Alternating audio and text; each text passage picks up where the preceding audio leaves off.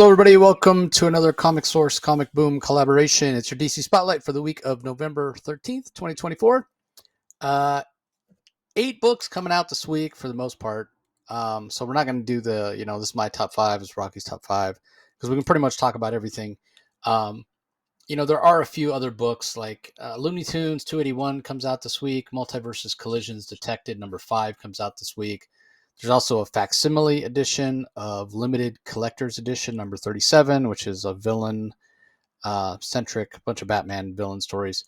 But other than those, which aren't typical things that we talk about, there's 8 books. So instead of doing top 5, we'll easily be able to talk about all the books. So also look for later this week on Thursday a chat with Rom V about his New Gods book that's coming out very soon. I got a chance to read the first issue. It's a little bit different than what I expected. Extremely important to the All-In era of DC. I won't spoil the interview for you, but especially with what Rom V tells us at the end. If you want to know what's going on with the All-In universe, the All-In era of DC, you got to be reading this book. Plus, it stands on its own just in terms of how cool it is. The art's great. So you definitely want to be sure and check that out. Also, earlier this week, I had a couple of spotlights on some crowdfunding stuff on Zoop that came out, but also had a chance to talk to Chris Carter from Global Comics. In my mind, Global Comics is the destination to go for digital comics. They're eventually going to take over for Comixology. They'll be what Comixology was, but even better because they have a better interface, honestly. And the other cool thing they do is they recommend books based on other things that you're reading. And it's all subscription based as opposed to, yes, there's Comixology Unlimited and most of the stuff's available there, but not everything. So they're still growing their catalog. They have some DC stuff. I expect there to be more DC stuff. They're working on getting Marvel. It's also worldwide, so you should expect to see manga there as well eventually. But it's really affordable. I think it's like $10 a month. But if you want to try it out, you can go over there and try it out now. And usually you can read like anywhere from 10 to 15 pages of a book before you hit the paywall. So you can get an idea of what the user interface looks like. I've never had an app, a comic reading app, including Comixology, where I was like, I can read a comic on my phone. It always was too small. You can read comics on your phone with this Global Comics app because it zooms in. It has like this panel by panel, and it'll focus in on the word balloon, so it's big enough for you to read, and you can check out the art and all that. It's really cool. On top of that, yeah, it's like a guided view, exactly. And they do it all manually. So somebody's there, going through each comic and choosing where to zoom in and what have you. So it's a human doing that, so it's going to be accurate. On top of that, they gave me a bunch of codes so you can get a free month if you listen. Starting next Wednesday on our Indie Spotlight, I'll be giving away one code a week that's good for 30 days. And then starting with the 12 days of the Comic Source, which will be coming up later this year, I will give out one code in each of those episodes. So the 12 days leading up to Christmas, I'll be giving out a code on every one of those episodes, good for 30 days. And then on Christmas Day, on the episode that goes out Christmas Day, courtesy of Global Comics, we'll be giving away a code to Global Comics for a subscription that's good for 1 year. You can get a whole year. It's like, over $100 value. You get a whole year of Global Comics for free. So we'll have contest details starting next week on the Indie Spotlight. So anyway, go check all that stuff out. It's absolutely fantastic. Coming up, head over to the Comic Source YouTube channel. Just do a search for the Comic Source on YouTube. Check it out. If you're listening to us audio only, you want to know where we are every week with the images from the books and our smiling faces, what have you. It's on Rocky's channel, Comic Space Boom ! On YouTube. That's where we have a conversation in the comments. When you're there, you know what to do. Ring the notification bell. Like and subscribe. All that helps us out with our reach and being able to get more access to creators and books. And if you're one of those people that just wants to go audio only, hey man, that's fine. I get it. You're driving your car, you're on the subway, whatever.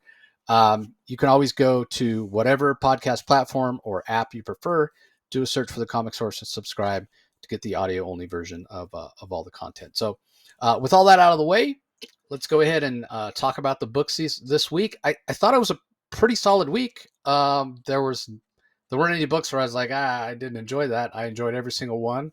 Um, and as of right now, I'm not even sure what my book of the week is. We'll have to wait. I have a few contenders, but yeah, we'll see at the end what sticks out for me. But how did you feel the week was overall, Rocky? Yeah, I got a solid three that are my contenders for pick of the week, and that might change. And as usual, by the time you and I are done reviewing everything, my I have an idea what my first, second, and third are, but that might change by the time we're done reviewing it. Because often when I hear your perspective, sometimes I love a comic even more, or maybe a little less. It all depends on how things work out when we rant and rave. So let's get to it.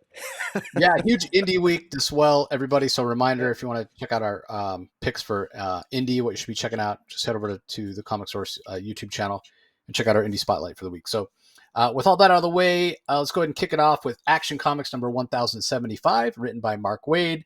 Art is by Clayton Henry and Michael Shelfer. Colors by Matt Herms, letters by Dave Sharp. And then there's a backup written by Mariko Tamaki. We'll talk about here in a little bit. But Phantoms Part 6.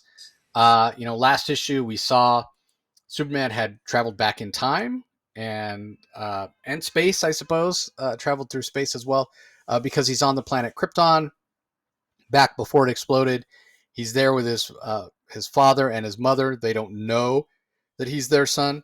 I mean, he's there with his younger self as well. Um, and it's the Science Council, and it's that old trope that the Science Council was, I don't want to say corrupt, but maybe inept is a better word. Maybe egotistical, maybe arrogant, maybe blinded by their own egos in a lot of ways. And so both Superman's parents are taken into custody along with himself, because the leader of the Science Council basically jealous of Jor-El in a couple ways. Jealous of his genius, jealous of his abilities as a scientist and an inventor, but also jealous of Lara choosing Jor-El over this guy, because we learned through the context of the story that this guy, um, he had proposed to Lara as well, and Lara turned down Roseanne, and chose to marry Jor-El as well. So there's some jealousy, along with the ego and what have you. So it's interesting context to add to kind of the destruction of Krypton and why they didn't listen to Jor-El and that sort of thing, um, as well as a little bit of development into why the Phantom Zone was chosen as the prison, if you will, or the penal system, if you will, for Krypton. Previous to that, they were sending um, their criminals out into space in like cryogenic suspended animation indefinitely, apparently, which that's awful. I don't know if that's worse than the Phantom Zone. I think it's equally as bad. The word Phantom Zone may be cruel and unusual punishment. You're not tangible, whatever. Um, Maybe that's worse because you're awake and aware. And if you just get frozen like a popsicle and thrown into deep freeze, you're not aware that you're there for all eternity. I guess that's marginally better.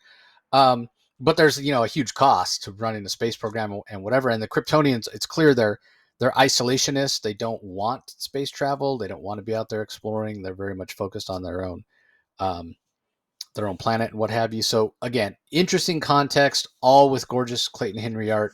The subplot with Connell and Connor Kent is fun as well. With whoever it was that stole all the weaponry and all the artifacts from the Fortress of Solitude and taken to this museum. Meanwhile, the Coons are attacking that museum because they had a bunch of stuff stolen as well. It's a humorous subplot. It's fun. It's interesting. That's the art that Michael Shelfer does. I don't enjoy that art as much as Clayton Henry. Clayton Henry's absolutely killing it. Um, and I love, but it's a minor nitpick. I love the story. I love the feel of it. I love that it's coming out weekly. I feel completely spoiled by how fast it's going out and how much story we get in each particular issue. So yeah, I mean, Marc Waid waited a long time to be on Action Comics, and to have him doing it with Clayton Henry, it's a bucket list project, a bucket list title for Clayton as well. I know he's given his all, and everything from the body language of Superman and his parents, to the Kryptonian clothes they're wearing, to the visual pacing. Clayton is he's knocking it out of the park. This is without question the best work I've ever seen, and he's done some fantastic stuff, but he is just on a next level with his artwork and visual storytelling in this particular issue. So, yeah, this is just fantastic. Every once in a while, like I think last issue, just based on the fact it was a bit of a setup, with Clark or Superman being in the past, being on Krypton for the first time, and Marc Waid had to kind of put the set pieces in place for that. So it was a little bit of a down issue in terms of how much it advanced the story. But with this one, we're back to, pedal to the metal. He's trapped. How's he going to, now he's got to, try to save his parents, make sure he doesn't alter the timeline, save himself, recharge his solar bands, get back to the Phantom Zone and defeat either there and save everyone in the Phantom Zone. Like, he's got a lot of plates spinning, and how's this all going to work out? What's going to happen with the Coons and Connell and Connor Kent? Like, there's a lot going on. So like I said, Marc Waid waited a long time to do this, to write Action Comics. And it was political, basically, unfortunately, because we're the ones that suffered. We could have been having stories of this level and just awesome Superman content for a long time already, and we haven't. But I'm glad we're getting it now. Big fan of this particular issue. So what are your thoughts on it, Rocky? Well, you can blame Dan Didio for that. Dan Didio didn't want to hire Marc Waid for the longest time. Marc Waid is catching up he should have been working for DC. He should have stayed working for DC a long time ago. But that's comic book gossip. But it's really interesting stuff if you want to Google it. But in any event, Marc Waid's done a great job here. And Jor-El, we learned more about Jor-El. Marc Waid is he's really. I think he's really making Jor-El seem like a really good guy, just as good as his son. I myself prefer Jor-El to be a little bit flawed, but this works. This works very, very well. It possesses a high degree of verisimilitude, and in all the good ways, quite frankly. So even though Jor-El, I guess he's I always like the idea of Jor-El being a little bit hardcore in creating the Phantom Zone for imprisoning the worst that Kryptonians have. I don't consider it cruel and unusual punishment, quite frankly. But then if you're trapped in the zone for all time, that's a different story. But most of the Phantom Zones, a lot of the prisoners in the zone weren't trapped for all time. They had a specific sentence. They were only trapped in the zone because Krypton exploded and there was no way to get them out. And frankly, upon being made aware of the zone, all the criminals that were in the Phantom Zone, it's Superman's fault that they're in there forever. He could release them. And I mean, why doesn't he release all the Phantom Zones if he's so moral? But that's another topic. The fact is, this works really well. I like the fact that Jor-El also tried to come up with the idea of trying to make the Phantom Zone physical. But as he explains to Kal-El, to Clark Kent, that's who Kal is going. That's his secret identity on Krypton. It would take the power of an entire sun to make all of the Phantom Zone a physical dimension, a tangible dimension. And of course, that's what we know the arch nemesis here, the true villain of this piece, is planning to do, and that would involve the destruction of our sun and the destruction of Earth. And so that plot thickens. There's also a great moment with Supergirl here, where she is shown to be a very sort of typical teenager, which Kal-El right away realizes is she clearly lied about being a kid that always was always well behaved. I thought there were nice moments like that. Just very well done. Really good character moments. You really saw the love between Jor-El and Laura, and the fact that there was a little bit of romance and a little bit of shenanigans involving Laura having another would-be husband or wannabe husband who ended up being rejected by her and then getting even all these years later on the Science Council. That works too. All of this really works well. And Clayton Henry's art, he's got like one of the things I remember about the Silver Age of Superman is the Kurt Swan art that was always clean and crisp and clear. And Clayton Henry is like a modern day Kurt Swan, but with his own style. But it's clear and crisp, and with colors are just really bright. It really works. It does very well. So not only do we have Marc Waid's Silver Age sensibilities, but through a modern day lens, we've got art that complements it very well. So yeah, just another very good chapter in this Action Comics, no question. Sorry, you're on mute. I don't remember putting myself on mute. That's so strange. Anyway, I mentioned the backup before, written by Mariko Tamaki. We have art from Skylar Patridge. The colors are, sorry, I'm just getting to the page here. Colors by Marisa Louise, letters by Becca Carey. We're finally getting a little movement in this story. We've both been a little frustrated. It's that it seems to be playing out so slowly. Still not exactly sure what's going on, but it does feel like um, the pace of it is picking up. But I don't even know if it was 8 pages this time, because there's a second backup as well. Now this is Action Comics number 1075, so there's actually a second backup that we're going to talk about as well. But yeah, still don't know who the prisoner is, but we've been told that they've been charged as a destroyer of worlds. So, I guess that's worse than being a murderer, because they've killed millions, perhaps billions. And when Supergirl gets that information, she is taken aback. But yeah, I'm still not a big fan of the story, only because it's taken so long, and it still doesn't feel like much has happened. I mean, I've lost track of how many issues. I think this is part 6 now. Part 5, part 6 of this story, and we still don't really know what's happening. Yeah, I think that's a little excessive. So yeah, it could be better. So I don't know if you have anything to add to that, Rocky. Well, at one point in this chapter, we have a scene between Power Girl and Superman, of all things. Why did we have that? Power Girl asked Superman, why did you send Supergirl on this mission? Why all the secrets? And then Superman says, well, it's because of Supergirl's unique experience in her past, which I'm assuming he's referring to her origin and why she's uniquely qualified for the mission. I don't see any of that at all. I mean, plus the destroyer of worlds. Couldn't we have known that at the beginning? Like, I don't. None of this is building toward anything that I find even remotely interesting or exciting. Quite frankly, it's not working. It's terribly. I just find it terribly paced, boring as hell. I don't think the art complements the story at all. But then this is not much of a story. This is a failure for me on pretty much every creative level. And I cut it some slack at the beginning. I thought it was going somewhere, but no.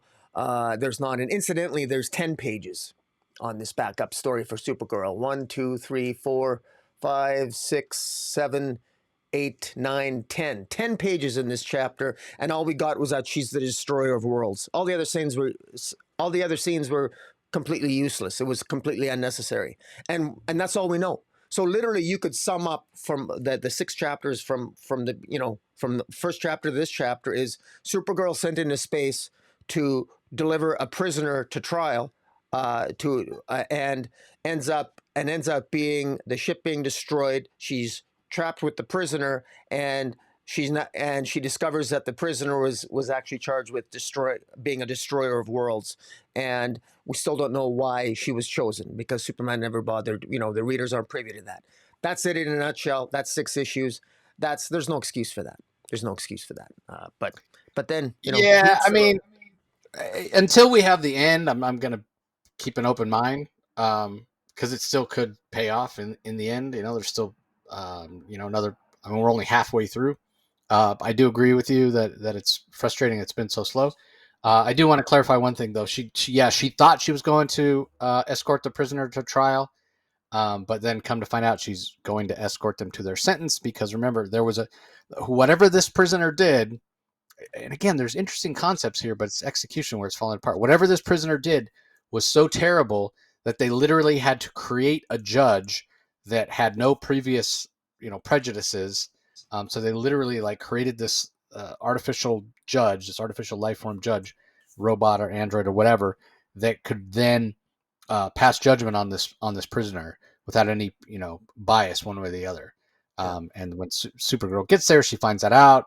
Eventually finds a prisoner. She's escorting the prisoner to be um, sentenced and whatever that means. And then obviously, yeah, there's all these other things going on with this the the judge being killed and this other force wanting to get their hands on the prisoner. Who is the prisoner? I mean, at the end of the day, that's what it all comes down to. Who is this prisoner? Why are they so important?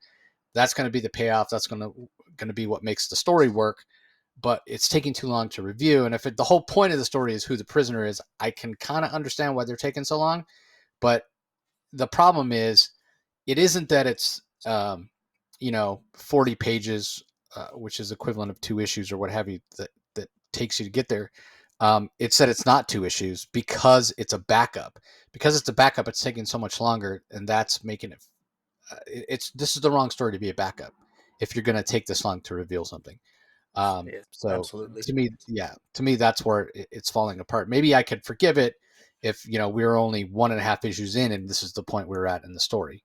But it's 5 issues or 6 issues or whatever it is because it's a backup. It's just the wrong type of story to be in a backup. So, anyways, the other story that's in here is written by Joshua Williamson. The art is by John Bogdanov and Norm Ratman. Colors by Hi-Fi, letters by Dave Sharp. It's called Memory Lane.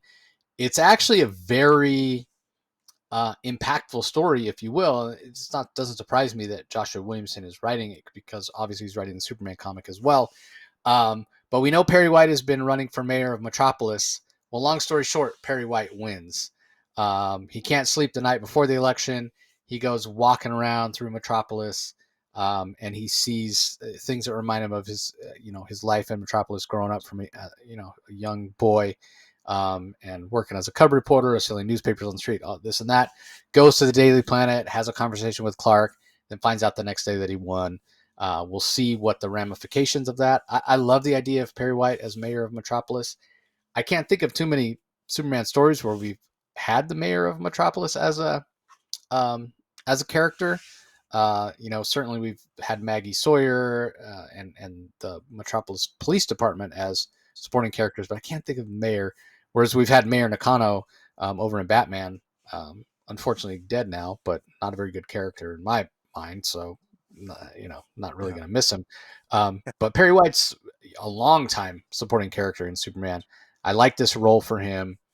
I'm really curious to see where it goes. So, Yeah. really fantastic story from Joshua Williamson. Great, Memory Lane, such a fantastic title, and yeah, really really fun story, and I really appreciate it. And John Bogdanov art, very recognizable. Anybody who was reading Superman back in the Triangle era, Man of Steel, is going to recognize that art. So good choice for artist. I really enjoyed the story. Yeah, I got not much to add other than the fact that it will create more storytelling possibilities because it's nice to have somebody on the political side of the municipal politics of Metropolis, and that's Perry White, and it can deal with maybe some corruption and some different angles to stories because Perry White now is also has a connection to it might create some ethical issues. He'll have a connection to the paper, his experience as an editor, and maybe dealing with crime and political corruption in the city hall. So it's just more interesting. So I think, and it's nice that it's done in this issue as a backup because that way you don't need to waste pages with Perry White winning in the pages of Superman. So I think it was a good choice to put it in this one. Yeah, and it'll affect both stories. It'll affect both books for sure. So, Yeah. all right. Up next, we have the final issue of Batman Dark Age, issue number 6, written by Mark Russell. Michael Allred is the artist. Laura Allred on colors. Dave Sharp on letters. How'd you feel this one wrapped up, Rocky? I was pleasantly surprised with this. I actually had. I've been enjoying this more than Superman Space Age, and I've yeah, I was. It's funny, but the biggest question I had was how they were going to wrap up the whole pariah angle things because I knew that this was essentially part of the central plot point here, or one of the many plot points here, was the fact that this is a universe that is also going to be destroyed in the Crisis in 1985, the original Crisis on Infinite Earths. It's the year 1985 where all the various Earths are destroyed. So whenever the year is 1985 and any of the original Earths, that's when the original Crisis on Infinite Earths happened. And Pariah here plays basically the CEO throughout the last. From the beginning of this series, Pariah was essentially the CEO of Wayne Enterprises, and he essentially sells off all his shares here, gets $80 billion, and he makes an offer to Superman in the Justice League in this series. But in the meantime, Batman wants to make Gotham a better place, and we get more. The story just continues, and we get Mark Russell's interesting take on all the other characters. We get when Pariah sells all his shares to Wayne sells off all his shares. A lot of the most profitable aspects or profitable divisions of Wayne Tech were sold, but what was left over was cheap enough that Bruce Wayne, with his fortune, he could buy it back, and that's what he did. And he made Lucius Fox the CEO of the new Wayne Tech, and he started to pursue his City of Tomorrow, which was something that his father, before his parents were killed in the first issue, that was the idea of a City of Tomorrow was an idea that his father had to create, making Gotham the City of Tomorrow. And there's again, we get other villains here that show up, the Penguin, and we get Catwoman. Of course, he finally he gets together with Catwoman, and ultimately this leads to we get Catwoman's origin, which is going to be reminiscent of some different iterations of Catwoman and her connections to the mob. I love the art, and there's a wonderful scene. There's one of my favorite pages is this nice scene between Bruce Wayne and Catwoman. I think it's really good. We get the Joker making his presence known, blowing up comedy clubs, making a scene. A little bit tropey there. I thought it did have an air of predictability there, but where it did surprise me was Bruce Wayne and Selina. They end up adopting a child because Selina can't have children, and we also have Brainiac making his appearance, leading toward the crisis, the original Crisis on Infinite Earths. We get an offer made by Brainiac to Superman, which Superman refuses, which is similar to the offer made to the Superman in the Superman Space Age series, but with sort of a different outcome. And we've got a very interesting way for this to wrap up, and a very satisfying and unexpected twist at the end, because we always think of the City of Tomorrow as Metropolis. We don't think of the City of Tomorrow as Gotham City, and to have that nice little twist at the end, that even though we know as longtime readers, but even if for those who don't. I mean, to be very blunt, the original Crisis on Infinite Earths, everything was destroyed. And there was nothing really, everything was destroyed. And it's unlikely that anything was saved, but something was saved. And in this case, it was the City of Tomorrow.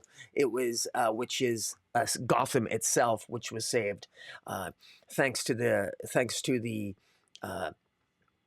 well, of all things, the way that this wrapped up was there were so many moving parts, and I'll leave it to the reader to experience. I will say I really like the ending with the Joker. I like the final fate of the Joker here. I don't want to spoil it for people because I think it's really cool. I like it. It caught me off guard. I never expected it. I'll be honest, I thought Superman Space Age was it was predictable and tropey to me, and that's why I was a little disappointed with it. This one surprised me, and there were some. It did. I know it's cliche to say, but it did actually subvert some of my expectations in a good way, in all the ways that Superman Space Age did not. I'm satisfied. This one did, and so this is. I really enjoy this, and is a nice bookend to Superman Space Age, and for me it was more enjoyable and satisfying as well. And my only wish, and I've not read anything, I've not read any suggestion, but supporting what I want. But I would love to have a Wonder Woman Age of Wonder or something. I would love him to do the finish out his. I would like to him Mark Russell to write a story of Wonder Woman in her own world. I would like to see his point of view on that and have a trinity of books. You know, Superman Space Age, Batman Dark Age, and Wonder Woman Wonder Age, or whatever the hell you want to call it. That's what I would like, but we shall see. But I really enjoyed this. I thought it was satisfying, and in all the ways that I wanted it to be. And and I, of course, I like Mike Allreds' art. So, what do you think of it? Yeah, for me the art is what I'm going to remember from this story. You know, like for years, everybody, oh, Mike Allred's art, so good, love Mike Allred's art. I've never cared for his style. It's never really worked for me, whether it be Madman or his run on Silver Surfer that he did with Dan Slott. It's just never captured my fancy. His figure work felt stiff. His line work always felt unnecessarily thick. The line weights were heavy, and I just didn't care for it. Um, Man, from the first page of this issue, I'm opening it up and I'm like, man, this art, I just love it. So I don't know, for some reason, for this story, his art style really clicked for me, and I can see why people appreciate it. This series turned me into a fan of Mike Allred's art. So, fantastic. I didn't know that was possible. Um, so I was a huge fan of Superman Space Age. I thought it was well deserving of its Eisner nomination. I was a little sad that it didn't win, but yeah, I loved it. I will be interested to see if this gets an Eisner nomination as well. Um, this one started out, and I was like, wow, this is really good. Is it better than Superman Space Age? Maybe I'm enjoying it more than Superman Space Age. And as the story went on, yeah, I started, um, thinking that, yeah, maybe I do. Maybe this is a better story for me. Maybe I enjoy it more. Um, for some of the reasons you were saying, the Superman one, I wouldn't go so far as to say it was tropey or cliche, but it leaned into the things about Superman that we expected. Like Superman behaved as we expected Superman to behave. Um, with this one, and it was more of the world around Superman that felt different. But with this is a Bruce Wayne who, his upbringing was different. He got, trouble with the law at an early age. He was in prison. He was in Vietnam. So a very different take on Bruce Wayne. And I just really, really enjoyed that. So I was like, yeah, in terms of just having it feel fresh and feel different, it's surpassing Superman Space Age. And so I thought that I ultimately was going to like this more than Superman Space Age. However, there's always got to be a but. I think Superman Space Age nailed the ending. It nailed the ending so well, with Superman, sacrificing himself. Again, it's something you expect from Superman, but sacrificing himself to save something. We find out, here it's the city of tomorrow that he saves. The city of tomorrow in this reality being Gotham City, not Metropolis. So again, subverting expectation. But again, not a surprise that Superman would do that, but a surprise in what he saved, and it ties into the end of this story here. But I did not care for the ending of this. I don't think the ending was as impactful in Batman Dark Age as Superman Space Age. So I think ultimately for me, Superman Space Age still has the number one spot in my mind between these two. And we'll see, if there's a Wonder Woman Wonder Age, I'd be interested in checking that out. And we'll see. But I mean, it's close. It's really close.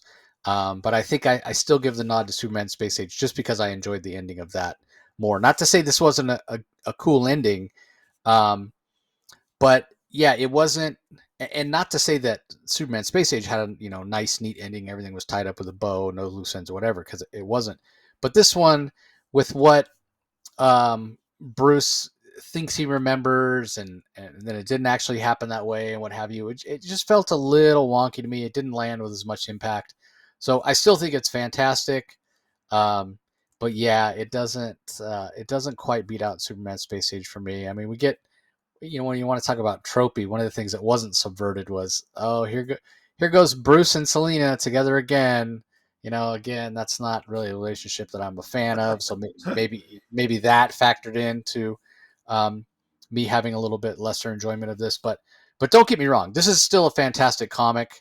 Um, if I'm not comparing it to Superman Space Age and just saying, hey, is this a Batman comic that I would read? 100%. I would read it. It's interesting. It's fresh. It's different. We have a different version of Batman that's selling like hotcakes right now. Um, in Absolute Batman, here's another take showing the malleability of the character and how he's able to be changed slightly, but still have him be recognizable as who he is. This is a perfect example of that. Like you said, Rocky, and I said the Mike Allred art, absolutely fantastic. So yeah, there's a lot to be proud of here for the entire creative team. Really, really great story. Um, but yeah, for me, Superman Space Age just slightly still edges us out. And like I said, I'll be curious to see if this one gets an Eisner nomination because I feel like it's worthy of one. It's right up there with Superman Space Age. So, all right, let's go ahead and move on. Up next, we have Batman and Robin, number 15. This is written by Philip Kennedy Johnson. Javi Fernandez handles the art with an assist from Carmine Di Giandomenico on pages 17 and 18. Marcelo Maiello on colors. Steve Wands on letters. We get just a little bit more information about Memento, who supposedly was this killer, like almost back in the Victorian age in the 1800s. Um, we saw that last issue. We met him for the first time. Batman seems to think this is a copycat and not the actual Memento. We're led to believe that it is the actual Memento. And so I find that to be interesting. What does he want? What's he after? Why does he speak in poetry? Um, all that remains to be seen. And so, a worthy villain, Philip Kennedy Johnson should be proud of what he's adding here to the mythos of Batman in terms of a new villain. He feels formidable. He feels dangerous. And that's all well and good. And it's definitely above average comic book making, if you will. But even better than that, even going above and beyond that, creating a new villain and making him interesting and what have you, the dynamic between Damian and Bruce really shines through in this issue, and not necessarily in the moments where they're together, which is really, really hard to do. And I give a lot of credit to PKJ for this um, this character interplay, if you will, because it was one of the things I criticized in the first issue of PKJ's run after Joshua Williamson had done so much work on that father-son relationship and they were getting along and it was something new and fresh to see them getting along and what have you. Here, at the end of last issue, Batman, well, I should say Bruce Wayne, because he's not in costume, is trapped in the basement. Memento leaves him to burn basically, and we have some fantastic action scenes in this issue where he's having to escape, and the way he does that's really interesting and what have you. And it feels very Batman, but in a way that doesn't feel like a cheat, doesn't feel like the power creep that we've seen with Batman over the years, because he escapes but barely, and it's a challenge, and he's probably doesn't escape unscathed. He's battered, he's bruised, he's bleeding, he's probably got burns on his hands, what have you. So it felt earned. The escape felt earned. Um, but what's interesting is, again, the character dynamic between Damian and Bruce when they're not even in the same room. Damian is up, trapped with the rest of the party goers, and trying to do the right thing and think about, hey, what would my father do, and what have you. And the self-reflection and the insight into his thoughts as he's trying to think of a way out of this mess and what his father would do and what have you, plus the emotionality of the consequences of what Memento has done. The little girl that Damian was rude to in the previous issue, she's injured in the attack. Damian's unable to prevent her from being injured, so he's carrying that weight around and that guilt. So when I say character dynamic between Damian and Bruce, I don't mean their direct interactions. I mean the self-reflection that Damian goes through and it appears will continue to go throughout the story because of that guilt he feels for this girl getting hurt. But that self-reflection that Damian is going through is 100% predicated on what Bruce has taught him about what it means to be a hero and what it means to sacrifice, which we see firsthand Bruce do in this situation where he puts himself in harm's way to try to protect the rest of the party goers. So again, I think that's brilliantly done by Philip Kennedy Johnson, and I don't think it can be overstated how well it's done, and how authentic it feels. So really, really great job. The art by Javier Fernandez is fantastic. The flashback scenes by Carmine Domenico look good. The art is a slightly different style. It works because it is a flashback. It's colored slightly differently as well. So it works on that level. And yeah, wasn't sure I was going to like the Batman and Robin all-in era because Joshua Williamson had done such a good job. And that first issue of PKJ felt so jarring because it was so different. But I don't know, maybe it just took an issue for him to find his footing, or maybe it was me. Maybe it took an issue for my brain to kind of switch gears because this is something completely different than what we got in the Williamson run. But between Memento as a very intriguing villain and the great character work with Damian, yeah, fair to say that I'm all in. No pun intended. Yep. On Batman and Robin, just a fantastic job. So yeah, what did you think, Rocky? I thought it was very well done. I'm happy to report again that PKJ did a great job with his characterizations in Green Lantern War Journal, and I'm so happy to see he continues to do that with his second issue of Batman and Robin here. Just very well done. You talked about Damian. It's really nice to know that surprise, surprise, you can have some narcissism in you and still be a person that cares about and you can still question your role and what it is you do. And it was really nice to see for once Damian. There have been past iterations and characterizations of Damian where there's been people injured around him, and he's focused more on talking arrogantly about taking out the bad guy. This is one where Damian finally, he has a moment of, dare I say, he's a little bit more. PKJ humanizes Damian a little bit more.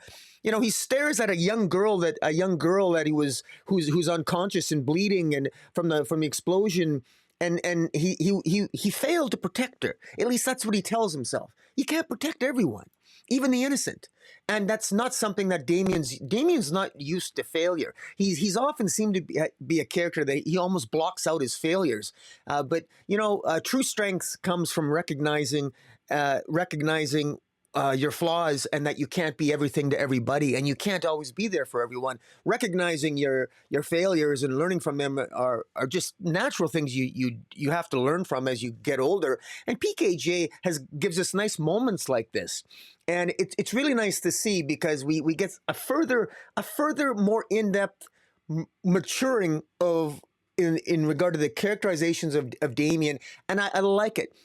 I found it humorous originally, the narcissism of Damian as originally scripted by Grant Morrison, and we've had some pretty cool, funny, narcissistic moments of a young, arrogant, brash Damian Wayne. This one's a little bit, Damian here is growing up, and you nailed it when you said that the presence of his father and even his grandfather Ra's al Ghul is always in the background in his thoughts. So even when Bruce Wayne's not around, it's always on Damian's thoughts, because what PKJ does so well here is in the scenes when Damian is deciding what to do, and as Batman himself is sort of struggling to survive in the explosion, in the fire, and the chaos that's taken place in the gala. Damian himself is questioning himself, what would my father do, et cetera, et cetera. And so we not only have Damian reflecting on what his father would do, and we get to know a little bit more about the other grandfather, and that is Thomas Wayne, who apparently was into maybe drawing things as well, fancied himself a little bit of an artist. And Bruce Wayne gives Damian the journal of his father, because Damian has all these questions, and it's going to be interesting to see, if the journal of Thomas Wayne that Bruce gives to Damian apparently has some pictures in it, and that's likely going to be a reference to maybe draw some analogies, and we're going to have a generational, revelation or some themes to play with. And just very well done. And we're only 2 issues in. So yeah, it was very well done. And this is one of those, this actually wasn't even my top 3 this week, but now I'm thinking maybe I should make it my second or third. But damn it, I don't know. It's a good week. Yeah, it's gonna be tough. It's gonna be a tough call. Yeah. Anyway, let's move on. I'm sure this is one that a lot of people are highly anticipating getting our thoughts on, based on the first issue, which sold out twice. It's now on its third printing. So it's Absolute Batman #2, which I also expect to sell out, or maybe it already has. I think maybe it already has, and it's going to go to a second printing. But it's written by Scott Snyder, art by Nick Dragota, colors by Frank Martin, letters by Clayton Cowles. Yeah, so how do you follow up that Gangbusters first issue? What do you think of issue 2, Rocky? This is spoiler alert. Yeah, this is absolutely in my top 3. I continue to love this. After reading Absolute Batman, after reading this issue, Absolute Batman #2, I'm fairly certain it's going to remain as my favorite Absolute title. I loved Absolute Superman. Not so much Absolute Wonder Woman. It was meh. It was okay. But this one continues to just blow me away. I absolutely love this interpretation of Batman. I love we get more information about Bruce Wayne. We get more of the scenes of the trauma that led to him deciding to become Batman. Even though his mother is still alive, his mother wasn't killed. It was just his father that died protecting them. His father, Thomas Wayne, was a teacher that died protecting his son and the rest of his students at the zoo. And in fact, this is part 2 of the story arc called The Zoo, because by obvious reference to the formative event that led to the creation of the Absolute Batman himself. And then we get narration by Alfred Pennyworth. And the narration it's so well done, so well written by Scott Snyder. That you see through the observations of a very experienced Alfred Pennyworth just how skilled this Batman is, how prepared he is, and how he seems to plan for everything, and you get an appreciation for him. So not only do you get an appreciation for it, but Nick Dracota's visuals just enhance just how epic and cool looking this Batman is. And I never realized before how appropriate it is to have a thicker Batman. I'm so used to seeing sort of like a thinner, muscular Batman. I really like this bulkier, muscular Batman. It just looks cool. Maybe it's just Dracota's pencils just work so bloody well, but it really is amazing. And I also really like the fact that this young Bruce Wayne, we don't, for some reason, why is Bruce Wayne talking to Joe Chill? Why does he he visits prison regularly to talk to the killer of his father? What's that about? What's his relationship with Joe Chill?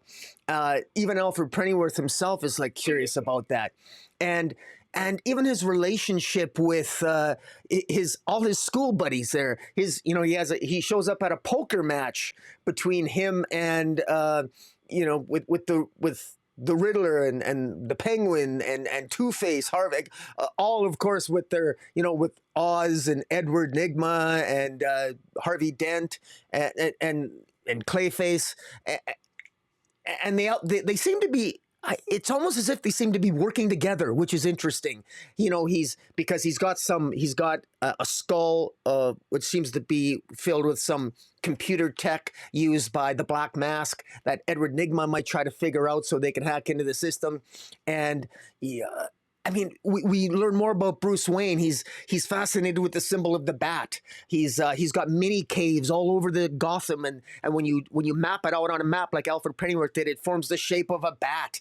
And it's just so many cool little. There's just all these cool little Easter eggs that are planted there by Snyder. And this is the reason why Absolute Batman is my favorite, with Absolute Superman a close second, is that there's so much substance here. It's not just a great story. There's really cool Easter eggs, and we're getting so much with all these other characters at the same time. And it's not just Batman and Bruce Wayne I find interesting. It's even his mother I find interesting, and his mother's relationship with Commissioner Gordon, who's recovering in the hospital, and it's his relationship with all these other, even Selina Kyle, who shows up at the end and doesn't have much to say, but we know we can expect more to see more of Selina Kyle in this story. But it's just really fascinating, and we also even got hints of Bruce Wayne's, the way that he's distancing himself from his mother growing up, and his mother, his mother said that she doesn't always understand everything. She doesn't understand everything that Bruce is going through, and she struggled to understand him growing up after the death of his father. And it humanizes. You see Martha Wayne's struggle in trying to understand her son, and so that tells me, and maybe I'm wrong on this, but I don't get the impression. I don't think she knows that. She clearly doesn't seem to me to know that Bruce Wayne, her son, is actually Batman, which doesn't surprise me. It's also kind of cool, and it how he isolated himself. Not from his mother. There's a tragedy there that even though his mother's still alive, it seems as if he's given up being super close to his mother in order to pursue being Batman. So there's a sadness there, I think, but it makes it all the more fascinating that his relationship with his mother, and it just. And again, hints of the Joker. There's so much here to enjoy, and even the poker game with the reference and the metaphor to the Joker, where Batman says that where Bruce Wayne says he jokes that his hand would be, he'd have a four of a kind. Instead of a three of a kind, he'd have a four of a kind if Jokers were allowed on the table, if Jokers are wild.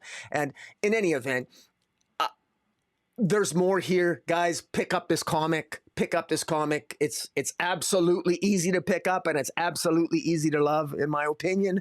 So go to town on it. And I'm really curious to hear your thoughts, Jace. What do you think? Yeah, I mean, I really enjoyed it too. After I'm pretty sure I read this first. Like typically, I open up the file that has our press previews, and I just start at the top, and I don't look for a particular issue. I just start at the top, and I just read them in order. But yeah, I opened this up. I'm like, oh, Absolute Batman 2 comes out this week. I'm reading that first. So yeah, I went out of my way to read this first. And after I finished reading it, I'm like, well, that's my book of the week. Like I didn't think anything would come close. And yeah, it's a tough week because there's lots of great books. I mean, we talked about how good Batman and Robin was. Action Comics, excellent as well. And this is still, getting consideration also. You're 100% right when you talk about Bruce losing his mother. Like that's what's so, like, you said, like, sad. I would use the word tragic. Like, it's tragic. In this iteration of Batman, only his father was killed, in this terrible mass shooting, which, it's one of the things that, I've heard Scott Snyder say several times. Everything that they've told DC or asked DC editorial to, if they could do in these stories, they've said yes to everything, to editorial's credit, recognizing that these story beats and plot points and what have you are going to make for an excellent story. That being said, you do have to be careful, and this is mass shooting. This is gun violence. And I get that it's a comic or whatever, but still, I mean, how many times have we seen examples of movies or television shows or what have you being postponed or pulled because there was some tragic mass shooting or event that, happened right around the same time. So, interesting that was allowed, and I'm glad that it happened, because it and the way that it unfolded, because it informs who this version of Batman is, as opposed to seeing both his parents gunned down right in front of him. Bruce was in the bat house, for lack of a better term, the bat habitat, where his father shoved all the students in, closed the door, and was tragically killed. So Bruce technically did not see his father get shot right in front of him, and his mother's still alive, right? So you gotta wonder, this is a Batman, he still has the no killing thing, but we've seen him be pretty violent, be pretty brutal. And we even say the no killing thing, you can almost take that with a grain of salt as well. He blows up the building that one of his micro caves is in, like Rocky talked about. You don't know that everybody that was there, all those members of the party animals survived. So it's almost like the fact that the violence and his parents murdered, didn't get murdered right in front of his eyes, doesn't make violence, doesn't make him more prone to violence. Like he doesn't abhor it as much. He's not as afraid to chop off an arm or a hand or whatever, because it's not quite as real to him, because he didn't see his parents gunned down. I don't know. I'd have to ask Scott about that, and Scott maybe not even have thought about it, but it's interesting to think about. But getting back to what I was saying about how tragic it is, only his father was killed in that event, and again, whether the difference in his origin has affected his behavior or personality, we'll talk to Scott about that. But in a sense, he has lost both of his parents, because he's so afraid of the path he's taking affecting his mother and wanting to keep her safe, that in a way he's effectively lost her too, but by choice. And that therein lies the tragedy. And that's really interesting to me as well. Obviously, we saw the graphic for the first time at New York Comic Con of the the Batmobile, and I imagine he's going to have multiple Batmobiles. But just this idea of the Batmobile as this Earth mover, this 3-story tall, if not taller, dump truck. Uh, I mean, It's it's awesome. just massive, and it's over the top, and it's Batman AF, right? Like Batman as F.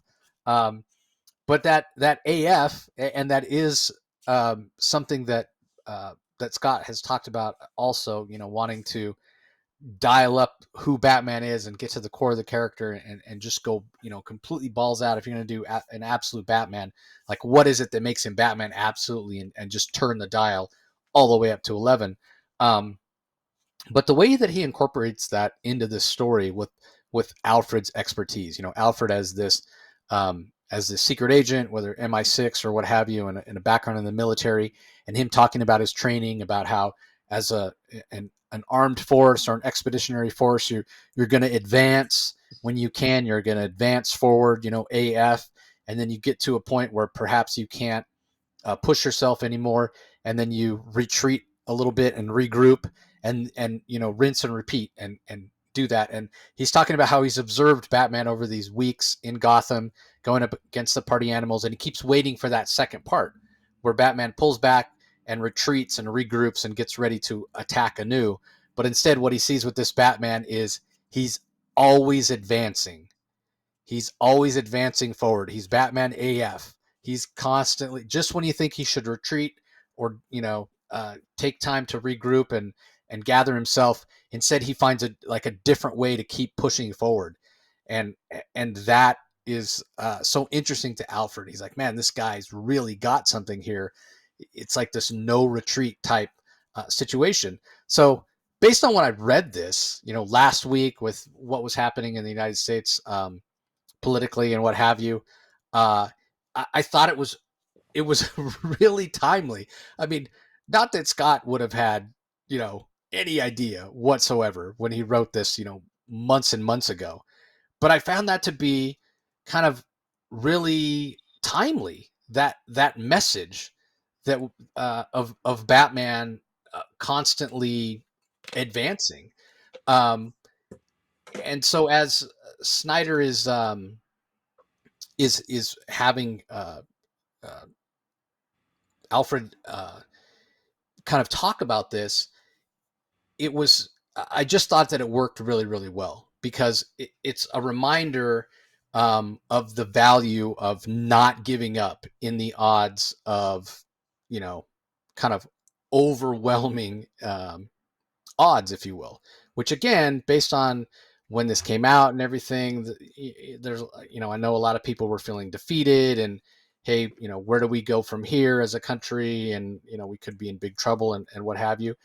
And I hate to sound like cliche or whatever, but it's like it was a little bit of a reminder that, hey, um, if you have belief in yourself, and just keep moving forward, you can overcome. So again, I just thought it was really timely. I thought it was really well done. I was a big a big fan of it. And it wasn't something that I necessarily was conscious of actually, uh, except what happened was Scott posted on I think it was on Twitter, and he asked, hey, if anybody's had a chance to read it, what are your thoughts on it? And yeah, so it got me thinking a little bit. I was like, huh. And I started thinking about that, that Batman AF, advancing forward, and how in the face of seeming defeat, what you can do and how you can keep advancing, and what have you. And so, I posted, I posted my thoughts about it.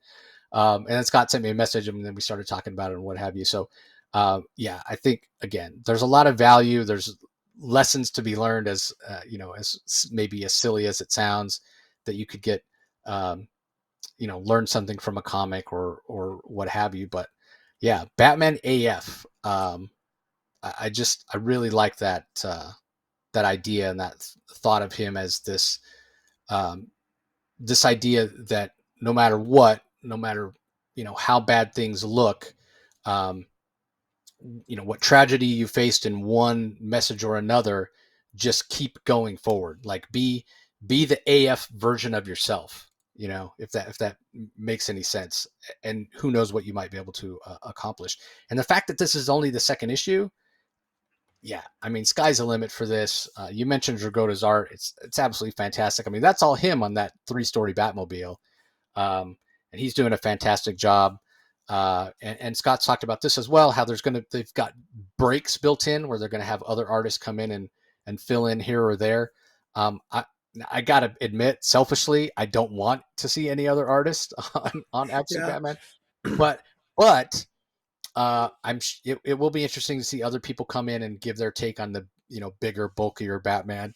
And I love when people post fan art of it, and Scott says bigger, bigger, and I always think the Batman who lifts, which is the nickname that Scott and Yeah. Nick gave him, which is Yeah. really fun. So I'll say this: rather than have it be late and miss months, I'd rather have another artist and see their take on a bigger Batman, so that Nick can stay on somewhat of a regular schedule. Um, but yeah, I mean, selfishly, I want Nick to draw every issue, and I want it to stay on schedule. But I mean, the work he's doing, you can see why and it's pretty typical these days, 5 to 6 weeks for an artist to draw a book. So yeah, you're gonna need breaks built in here or there. But yeah, I mean, I'm loving Absolute Batman 100%. It doesn't quite rise to the level of Absolute Superman, and that's mostly for the reasons I said when we reviewed Superman. It's just a little more new and a little more fresh, and Superman's my favorite character, so it has that built-in advantage. But yeah, absolutely excellent issue of Absolute Batman. All right, up next we have Green Lantern number 17. This is from writer Jeremy Adams, art by Xermanico, colors by Romulo Fajardo Jr., letters by Dave Sharp. A bit of a setup issue in a way, but also some momentous stuff happening in this issue, like really momentous stuff. If you're a Kyle Rayner fan, this is a must read. You better pick it up. So we know that Theros didn't die, seemingly he died, but actually not dead. His nephew Veron, who was killed in the John Stewart War Journal series, and now basically infected with the power of the Revenant Queen, is leading Theros's former army, I guess you would say, because both the army and Veros, or not Veros, but Veron, believe Theros has been killed. So they're headed to Oa. They're trying to, from the unseen, these sort of magic wielding prophet Green Lanterns that work for Theros, that are holding Kelly Ward, um, the Teen Lantern. They've done some research on her about where her powers come from and what have you. They're also interrogating Jessica Cruz to find out what she knows about the Green Lantern Rebellion. So a lot of these plot threads that Jeremy Adams has been building for a long time, they're all coming together. Meanwhile, what's left of the rebellion is trying to go and rescue Kelly because they know how much trouble she's in, and they know that because of what Ellie Stewart, which is the construct that John Stewart created based on his little sister, that he made out of his own willpower, that seems to have her own sentience. So they're going to try to rescue Kelly. Meanwhile, Theros has been resurrected. He senses the power that's available there on Oa, so he's heading there. So yeah, everything's coming to a head on Oa, and including Mogo. Mogo, which was not defeated when it destroyed Thanagar and is still infected um, with Red Lantern energy, is now headed to Oa to consume that planet, just like it consumed Thanagar and destroyed and what have you.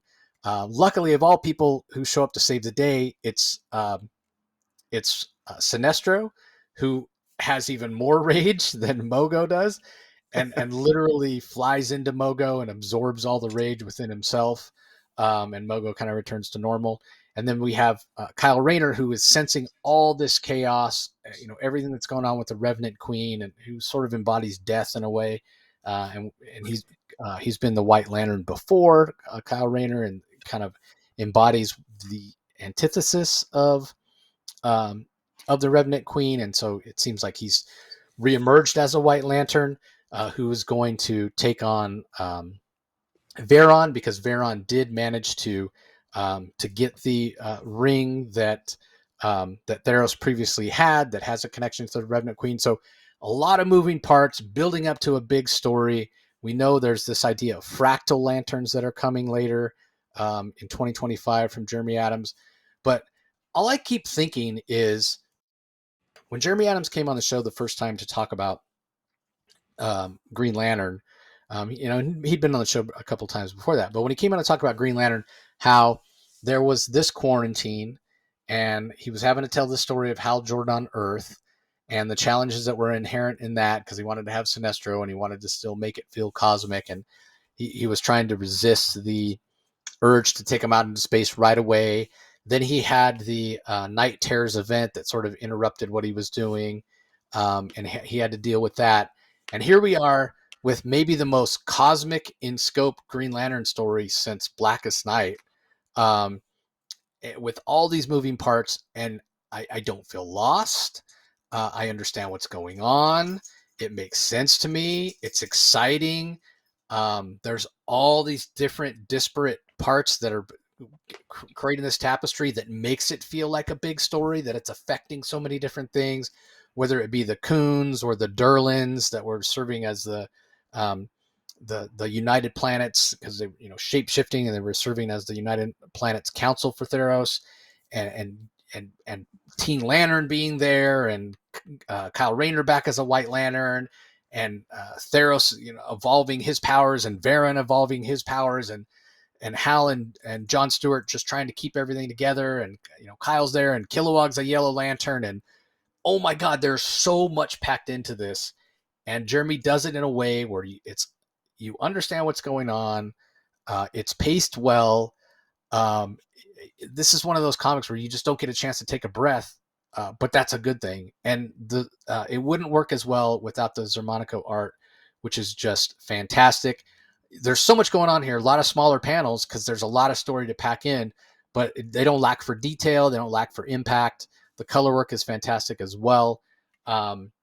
Yeah, I mean, it's just fantastic. And again, going back to this idea of Kyle Rayner and that final page, Kyle Rayner lives.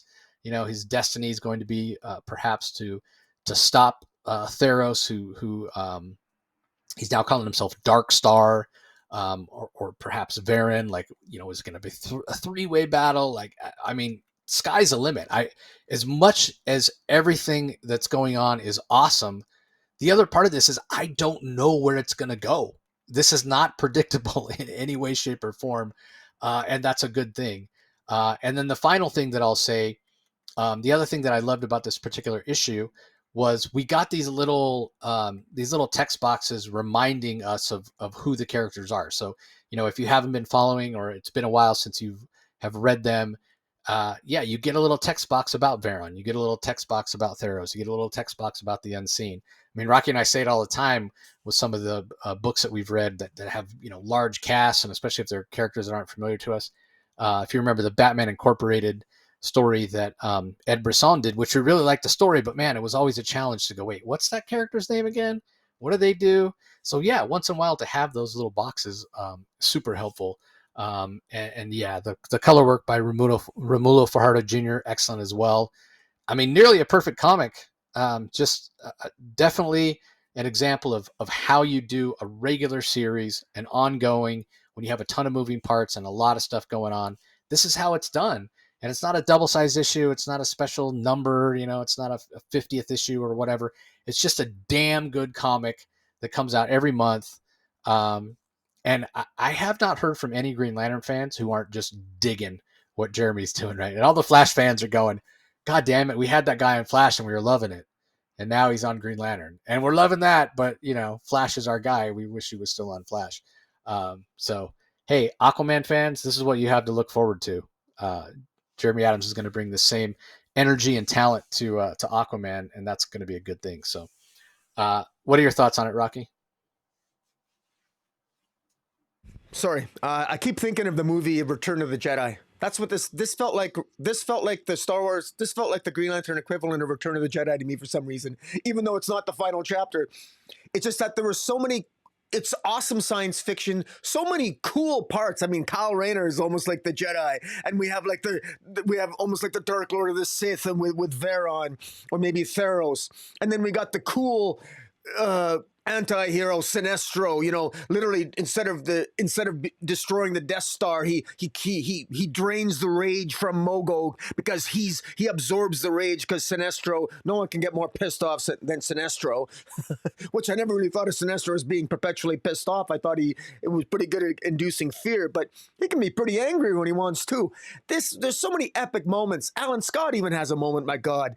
The Unseeing, Kelly Ward, the Teen Lantern, Hal, Guy Gardner. I mean, I love that Hal and John Stewart are flying almost like they're flying at warp speed, warning the rest of the Lanterns, get off of Oa. It's gonna blow. But of course it doesn't for a whole slew of reasons. There's so many moving parts. Xermanico's art is fantastic. He's got the perfect style of art for this because he's got that fine line work. And fortunately, he's coupled with Romulo Fajardo Jr., who does a fantastic job on the colors. Because I got to tell you, even the cover, I love the cover. It's not too often that you can have that many characters on the cover with. Showing, I mean, it says Planet Scream on the cover, and it looks like a Planet Scream. It looks scientific. It looks like we're watching an epic science fiction movie here, but it's in comic book form.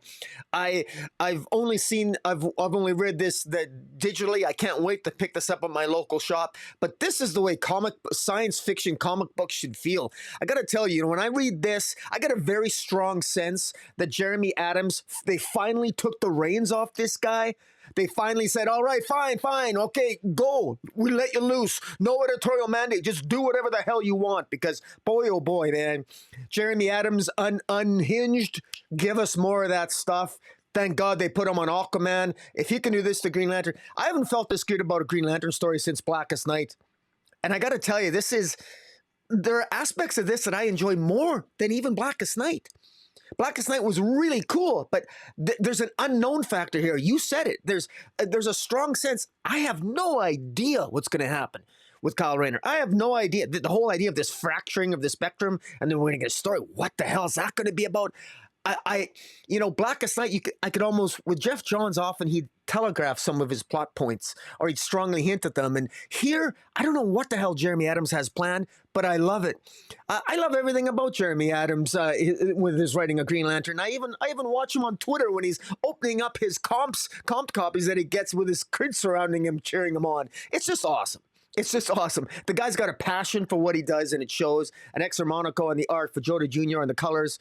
This is this is so tough. It's going to be, This was number 2. This was Absolute Batman, and this was, 1, 2, and then there's a third. We'll be getting to it.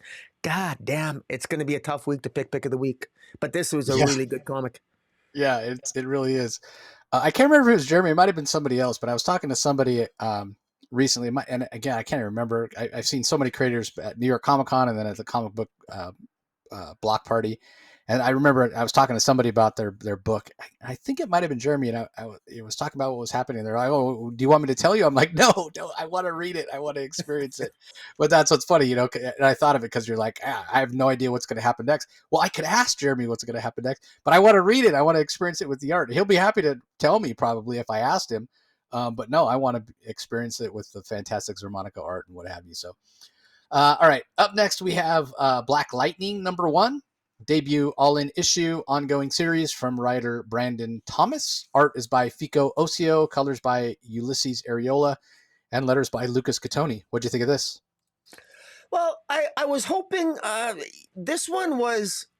Uh, uh, I love the art. I'll say that. Fico Ossio's art is just Fico Ossio's art. I apologize if I'm saying that wrong. You'll correct me. You always do, and I appreciate that. I don't want to inadvertently insult somebody because I said their name wrong.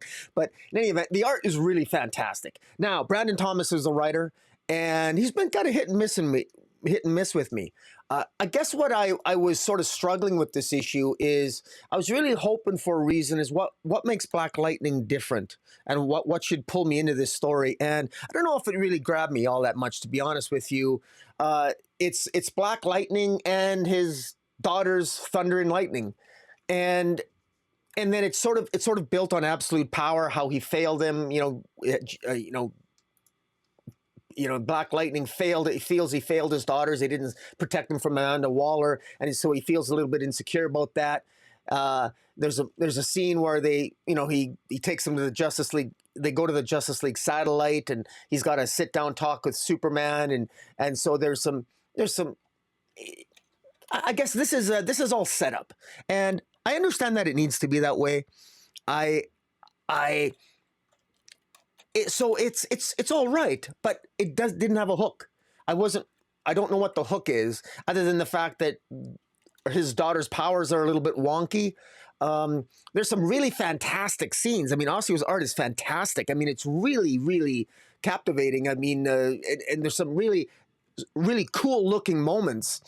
And Black Lightning is a very he's a very muscular built character, and he's got that beard. He looks like a badass, and but at the same time, I'm wondering.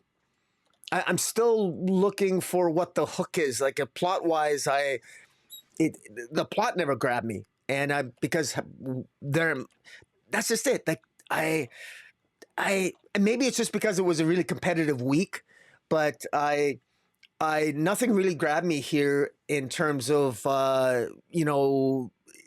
nothing's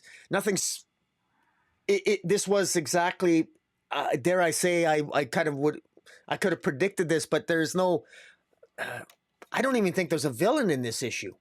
I don't even think I was looking for something to really hook me to pull me in, but I'm going to give it a second issue, and I'm probably, who am I kidding? I should give this a full story arc, which might be 4 to 6 issues, to see if it pulls me in, because I feel that Black Lightning has never been given enough love in the DC universe, and I always try to give, I do try to give characters that, I want DC to give more spotlight to the B-listers who don't necessarily deserve to be B-listers, because this is Black Lightning, and he's, in my view, he's always been, power set wise, he should be an A-lister, so I'm prepared to cut it some slack.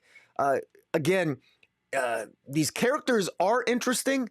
I was just looking for a more of a initiating plot, and I never really got it in this opening issue, but maybe it'll come in subsequent issues, and we'll have to wait and see. But like, honestly, the art's fantastic, and there's nothing, this was a well-paced, easy to read comic, and it's easy to see the angst, the character work. We get into this is a concerned father, we get to know his daughters, there's the dialogue's good and crisp and what have you, but it didn't really grab me. It didn't really grab me as much as I hoped that it would. And I was looking for a little bit more substance on the plot, and it wasn't quite there. But what do you think? Man, I loved it. It was fantastic. I mean, you're right. There's no kind of inherent villain, at least not yet. We do get some flashbacks where we see the Amazo robots from Absolute Power, what have you. but I've highly been anticipating this book, and it did not let me down at all. The Fico Ossio art, yeah. Oh my God, he's leveled up since the last time we saw him. He's done some work here or there. I should probably say, last time we saw him, but leveled up from when we saw him do the Shiloh Norman Mr. Miracle, which is where I think you and I first kind of noticed his art and just how fantastic he was. He'd done some backup work previous to that, but yeah, he's definitely leveled up. What a fantastic choice. When the lightning is flying around the pages, it just looks great. Yeah, Jefferson Pierce maybe a little more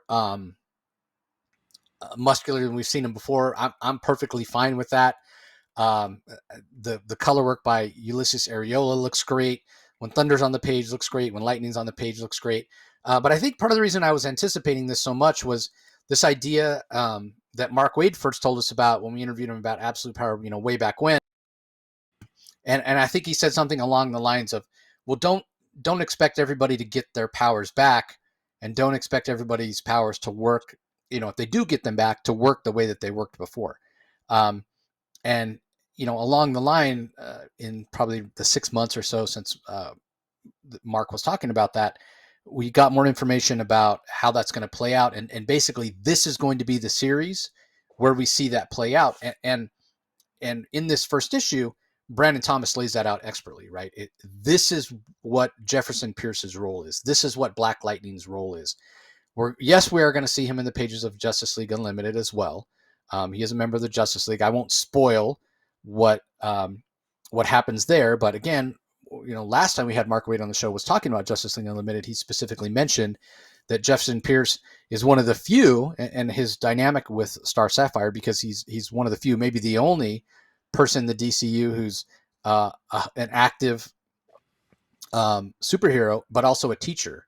And so he's kind of the perfect person to kind of show Star Sapphire the ropes.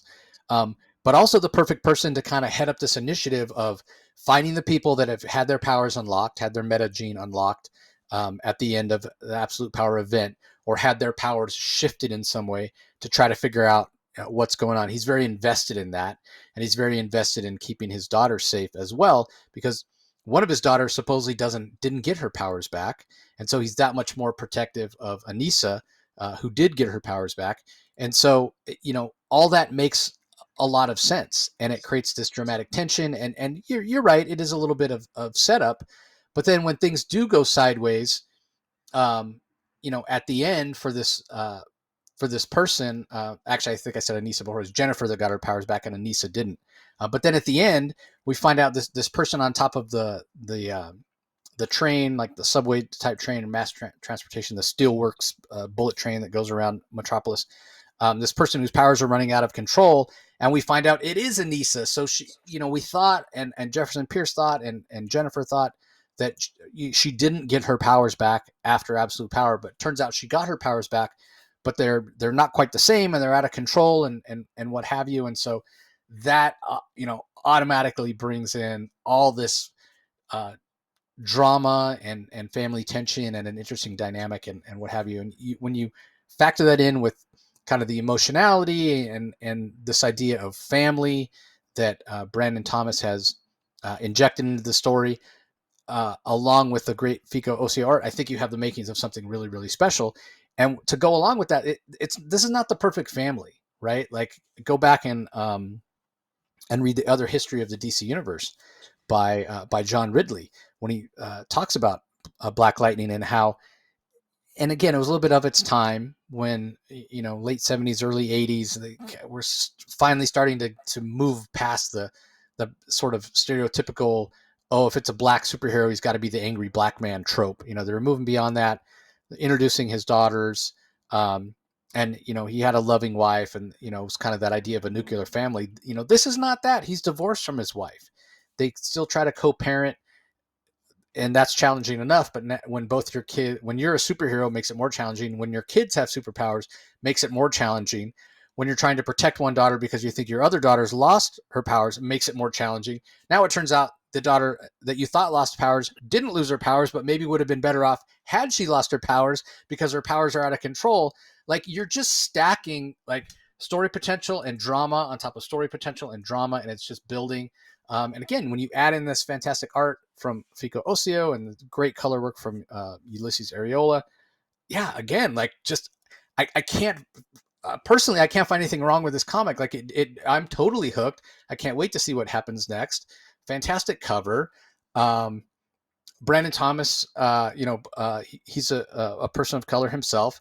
I find the voice of Jefferson Pierce to be very authentic. I just got done talking about the stereotype of the angry black man that was back in the day. Luke Cage, another example of that. Falcon, another example of that. Thank God we have moved past that. But just there's an authenticity to the voices that he gives these characters. Perfect person to be writing uh, Jefferson Pierce in my mind. So yeah, I mean, for me, this was another one that was like right up there going, God, how do I make pick of the week this week? Like I could pick Black Lightning as my pick of the week and be perfectly fine with that. I wouldn't, be like, oh, I should have picked this. I should have picked, it's up there, man. It's up there for me. So yeah, I really, really, really dug it. All right. Let's move on. Next book we have to talk about is DC versus Vampires, World War V, issue number 4. This is from writer Matthew Rosenberg. Otto Schmidt handles the art. Pierluigi Cassiolini is doing the colors. Tom Napolitano on letters. And then there's a backup that we'll talk about as well. But whoa. We talked about the ending of the first issue with Barbara Gordon, Queen of the Vampires, being killed. It was this shocking moment that happened. And like so much so that we were like, well, she can't really be dead, right? She can't really be dead. And then subsequent issue, yeah, turns out she's really gone. That's what everybody was saying. Well, lo and behold, Matthew Rosenberg played it close to the vest. She's not actually dead. She did survive, but she's at death's door. She's in, all this medical equipment, trying to keep in mind she's a vampire. She should be immortal, but she's not quite dead. Meanwhile, Damian is trying to find his place in the world. With his team having been wiped out at the end of last issue, and he's the third faction. He's not on the side of humans, but he's not on the side of vampires, and he wants to get revenge for his father being killed. And now, Talia was killed last issue, so where is his place, and how can he get his revenge and what have you? And we have this other mysterious person wearing a bat suit and looking to be formidable, but we know Bruce Wayne is dead, and that is revealed this issue as well to be Ra's al Ghul, which apparently Damian knew. He could just sense it, even though Ra's was in costume or what have you. So that dynamic and the back and forth between grandson and grandfather, and Ra's saying, there's no more Lazarus pits. I'll help you get your revenge, but you need to make me immortal, turn me into a vampire. I mean, it's kind of what Ra's has always wanted, right? So there's just tons of moving parts in this particular issue, building to something. Meanwhile, we know that Mr. Miracle has this baby that's prophesied that perhaps he can be the one that saves the day. We have Alfred wielding a Green Lantern ring. We have John Constantine trying to figure out a way to unite the humans that are left and win the war. So there's so much going on.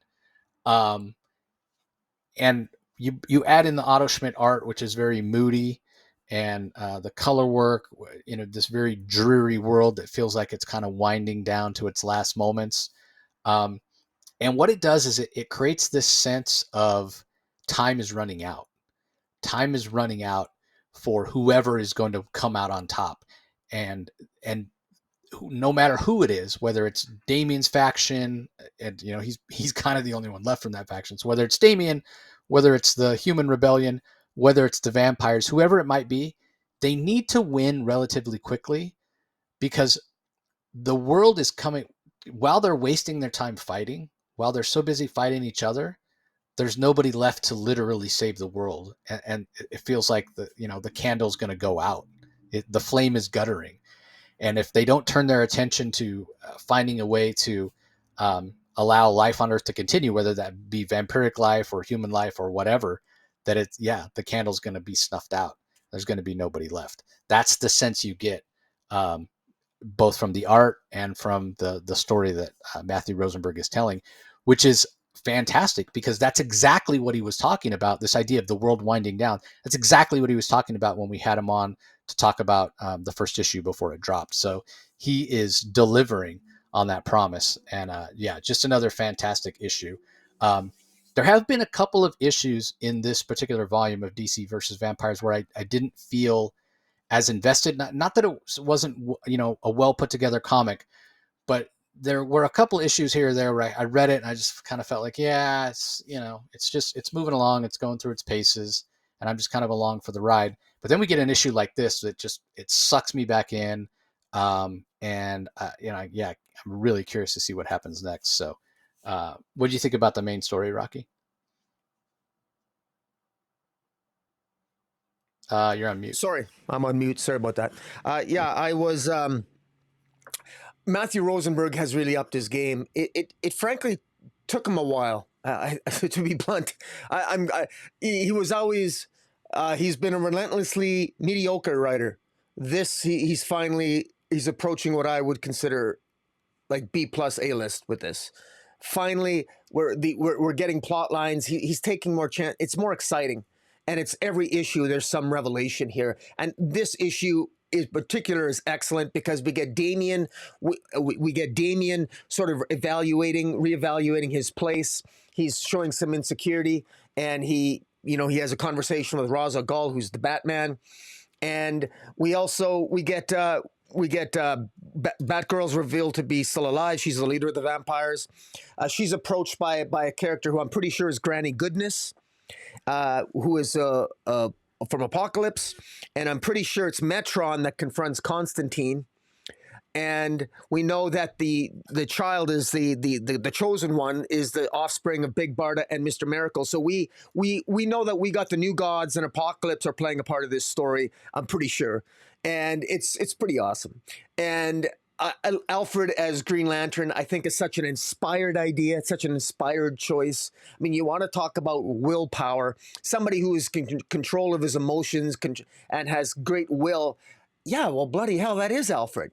And I love the fact that already I think Matthew Rosenberg, dare I say, there's going to be undoubtedly sort of maybe an interesting relationship developed between Ra's al Ghul and Alfred as Green Lantern. Ra's al Ghul as Batman and Alfred as Green Lantern. That dynamic between the two of them as they argue with each other, because they're both father figures to Damian. Alfred and Ra's al Ghul are both father figures to Damian. And Matthew Rosenberg, what a brilliant idea, because you got sky's the limit with these characters.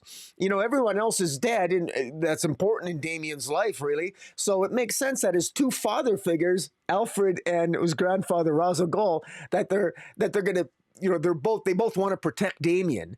And it's funny, they both want to the dynamic is so cool. Alfred wants to protect Damian because he's and if Alfred had a choice, he would probably cure Damian of his vampirism, and yet his grandfather Ra's al Ghul wants Damian to bite him and make him become a vampire to help save the rest of what's left of the earth. And so we've got both Alfred is in many ways perhaps the moral center of this story, I think, and as filtered through the vampiric heart of Damian. And then we got Ra's al Ghul, who's a counter narrative saying, no, the world now are vampires. Make me a vampire. Let's, so implying perhaps let's control this world. Let's rule this world, because we know what Ra's is like. And so it's such a fantastically put together character dynamic by Rosenberg. I think it's just inspired.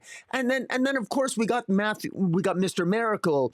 We got I think Metron showing up, and John Constantine, and we got the characterizations of all these characters moving together. Ghostmaker showing up and confronting Mr. Miracle and to basically kidnap the chosen one, the child, the offspring of Mr. Miracle and Big Barda. And while he does so, he's confronted by Supergirl confronted by Power Girl Shazam and Raven, and it's so many moving parts, and it just feels like it's just awesome. It's just really awesome. And again, just another fantastic chapter. And I'm so glad. I love feeling rewarded as a reader, as a longtime reader. I haven't felt it. This is so rewarding. I mean, this is on issue 4, and I feel like I'm being rewarded for reading the last 3 issues.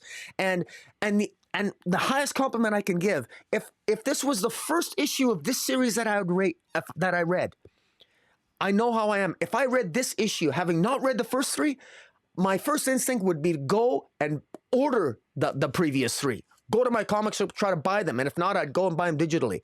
Matthew Rosenberg's doing an excellent job here. This is the way these Elseworld tales are supposed to go. They're supposed to feel different, yet familiar at the same time, and inspire readers like me to use my head canon and imagine what the hell's going to happen next. And I know I sound I don't know, like I got to tell you, man, I'm not trying to sound. I feel like this is like a perfect drug for me, but it's not too often I've been. I mean, we've gone through weeks and months, dare we say, reading DC and have been a little depressed in previous years. We've been doing this. This is going on our 3rd or 4th year already. This is excellent. DC all in indeed, man. Very well done. Yeah, I mean, another candidate possibly for book of the week. And there's a backup, which is a Black Lightning backup, everybody, which shows Jefferson trying to get to San Francisco. Obviously he's in this world, trying to get back to his family. It's written by Matthew K. Manning, who's not a writer that I'm familiar with. Aki Bright handles the art, Tom Napolitano on colors. So Bright does the colors as well. And it's mostly blues, browns, and blacks. So it's almost like a diachromatic color palette, but it works really, really well. And it helps contribute to that sense of a world that's winding down that I was talking about before. And yeah, it's fantastic. It feels like a bigger Jefferson Pierce. Obviously, he's in search of his family, so he's well motivated to try to get to San Francisco and reunite with his family. But it goes back to what I was saying earlier when I was talking about the Jefferson Pierce and Black Lightning, where it's not the traditional nuclear family. He's not together with his wife anymore. They're divorced, what have you. This is in this version, he's still with his wife. His kids are younger. His daughters are younger. They're still very much a family. So that kind of feel. So that setup, that sense, that status quo of his family helps to kind of inform, his desperate need to be reunited with them and find out if they're okay, or have they been killed by the vampires, have they been turned into vampires, that sort of thing. So, and the art, even though it's a little bit of a stylized version of art, a little cartoony, a little animated style, I think it works. I think it works well. And I'm glad Aki Bright got to color their own line work, because I think the limited color palette for the colors works really well with their style of art. So I was really impressed. So yeah, I thought it was a worthy backup. Enjoyed it more than the Batmite backup that we have had for the previous few issues. Yeah, no, for sure. The backup was excellent, and what stood out the most to me is the art and the color palette, like you said. It was very well done, and once again, I find myself cheering on Black Lightning in this vampiric ridden Earth. And it's interesting. While the rest of the heroes are looking for the chosen one, looking for the offspring of Big Barda and Mister Miracle, Jefferson Pierce is on a path of his own, looking for his own children, and perhaps that's going to overlap with the main storyline, which would be very interesting as well, because he's got something in common with a lot of the other characters. They're all looking for kids in one form or another, and so I like that. It sort of grounds the story. I mean, children are our future. And of course, it's how fitting that it is in an apocalyptic dystopian future that the search for children is foremost on the minds of the characters themselves. So just very well done. Yeah, one other thing I'll say about the limited color palette, I can't even remember who. I guess it was the Batman Black and White, right? That started back in the late '90s. That's, hey, even though we can make color comics, we're going to specifically make black and white, and they're Batman stories and what have you. And then that kind of expanded. We got Superman Red Blue and Wonder Woman whatever Black and Gold, and Marvel did it whatever, to the point where we kind of got tired of it, right? We're like, oh my god, stop with these limited color palette things, Harley Quinn Black, White, and Red and what have you. But when it's done sparingly, it can work really well. And I do want to give credit where credit is due. Rather than having the anthology ones, when it's part of a regular story, I think it's a little more impactful. So obviously this is a backup, but like to Rocky's point, it could tie in with the regular. And I'm also thinking of the choices that they're making over in Dark Knights of Steel. Um, what is it, Winter's Night or whatever it is. Um, Yeah. There's an in-story reason for why we're having a limited color palette. I still go back to reviewing that first issue and how I was like, I don't know why they're doing it black and white with grayscale and blah blah blah, and then come to find out there's an in-story reason for that, which is really cool.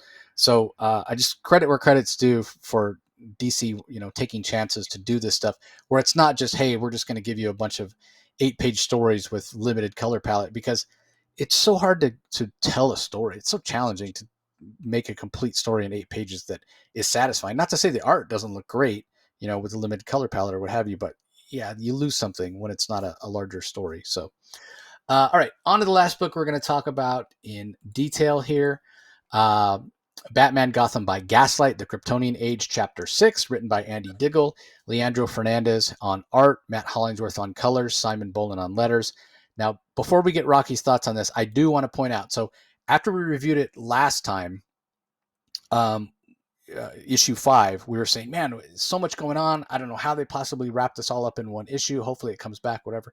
So Andy Diggle reached out and said, hey, everybody, don't worry. It is coming back. There's a whole nother 6 issues that's coming next year. They're just going to take a little break in between, as is done, for artistic reasons and what have you, like we were talking about earlier. So yeah, it's not, don't expect everything to wrap up here in issue 6. We got 6 more issues to come. I'm glad that we do have 6 more issues to come. And hopefully we'll have Andy Diggle and Leandro Fernandez on the show before the next 6 issues drop. So with all that being said, Rocky, give us your thoughts on this final issue for now of Kryptonian Age. Well, I mean, first of all, it became fairly obvious when it became fairly obvious when you get to the end of this issue 6 that it's continued on. It's basically, it says at the end.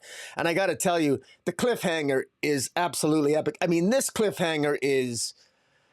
is one of the best cliffhangers that I could imagine. And I cannot believe I got to wait till next year for the next issue. Oh my God. It's like, this is so unfair. Andy Diggle, my friend, Andy Diggle, you've done such an amazing job. Leandro Fernandez, the art's fantastic. Matt Hollingsworth, I'm a fantastic creative team. I got to tell you, again, I mean, God, I'm sounding like a broken record. It sounds like I'm gushing over everything. Normally I'm good for a good rant. But nothing this week sucked that bad that I could go on a rant other than a rave. It's mostly just raves. I love this. Another Elseworlds tale. I love Elseworlds tales. You know what? It's Elseworlds tales like this that makes me realize how much I love the basic characters. I love the core characters of DC characters and the fact that I love the Elseworld tales that I could. Isn't it amazing how we can get these characters and yet it's in a completely ridiculously different setting and yet they feel familiar? It's just incredible. And last issue we were introduced to Superman in this issue, Sheriff Superman, Sheriff Cal, Sheriff Clark, and here we get more revelations.